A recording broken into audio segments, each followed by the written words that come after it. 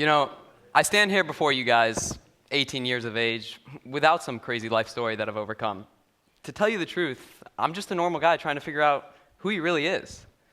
Most people are going to stand up on the stage and talk about an issue they've dealt with or overcome, but not me. I'm in the middle of my problem.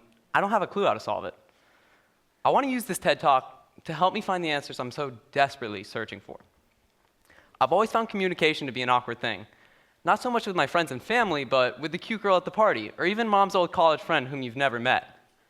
It's not shyness, more just fear of the awkward moment. So what does it take to build up that courage and go talk to that person? Let's take the girl sitting on a couch at a party. She's there with her friends, and you want to talk to her. So now about a million things come into your head. How do I approach the situation? What do I say? When should I do it? But in the end, the vast majority of us just won't go for it.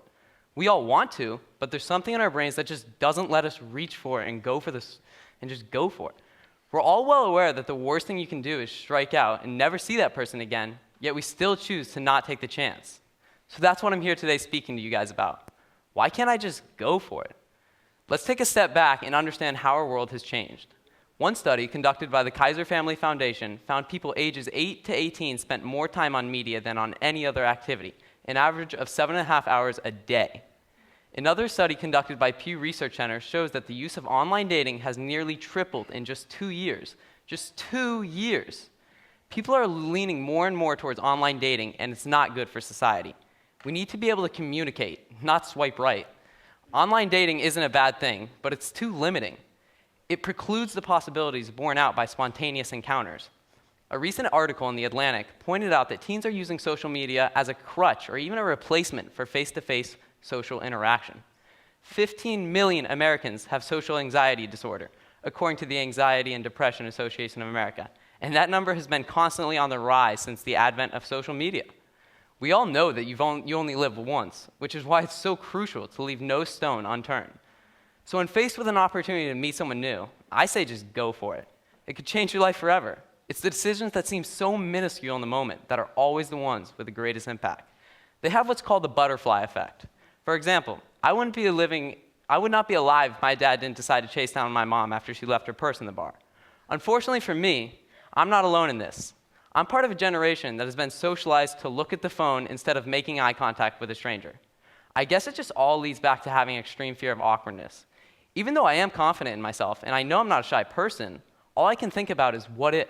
What if there's that 5-second pause where no one says anything? Or what if I misread the situation and that person just doesn't want to talk to me? But you see, all these what ifs are completely pointless when you choose to hide. So here I am, missing out on amazing opportunities out of that fear of what if. And until I can figure out how to overcome that, life is just one big what if. This is a topic that a lot of people can relate to. And even if I don't have the answer, it still helps to be able to talk about. I think everyone deals with this, and the only way to overcome it is experience. But you'll never have much experience if you never try. So it's time to start going for it. This is the perfect time. As we're all heading off to college to meet hundreds of new people, it's time to no longer fear the what if. Let's just take our chances. If we fail, then we fail. But without experience, we'll never overcome our fears. This isn't the first time I've decided to test out this brilliant strategy of just going for it. In fact, I decided to try it out a few months back. I was at the airport, headed for a 10-day vacation with my family. Just as this fantastic vacation was going to commence, I discovered the disappointing news that my flight was canceled. I had absolutely nothing to do for 3 hours. As I'm sitting there at the terminal, bored out of my mind, I see this beautiful girl, about my age, sitting across from me. Yeah! She's all alone, staring at her phone constantly. For the next hour, my brain's going crazy. It kept switching from man up and make a move to don't go for it. It's not worth the awkwardness. So after I'm practically brain dead from questioning myself so much, I decide, you know what? I'm never going to see this person again. I'm going for it. Don't think about it. Don't stress about what to say. Don't even think your opening line. Just walk over to her and say what comes to my mind. So I go up there and say, hey, I'm Justin. And I think I continued with some lame pickup line.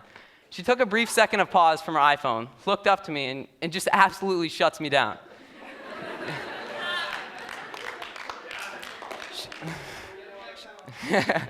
She then proceeded right back to bury herself in social media. This generation is very different from generations in the past. Our lives are drowning in social media. Snapchat, Twitter, Instagram, Facebook. They're all great things, but they certainly come with their negatives.